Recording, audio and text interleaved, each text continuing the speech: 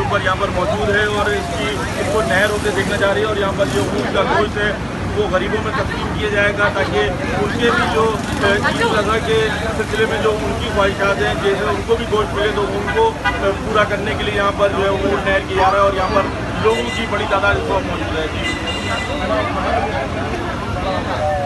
उधर जाके कर लो यार, उधर जाके कर लो, मेरे उत्ते निकाल लो, आए निकालो यार।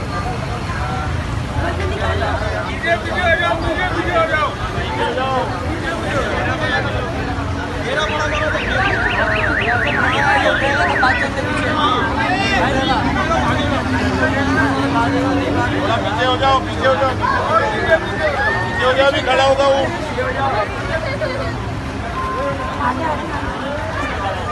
भाई थोड़ा सा पीछे हो जाओ, काफी कुछ जगह जो बनी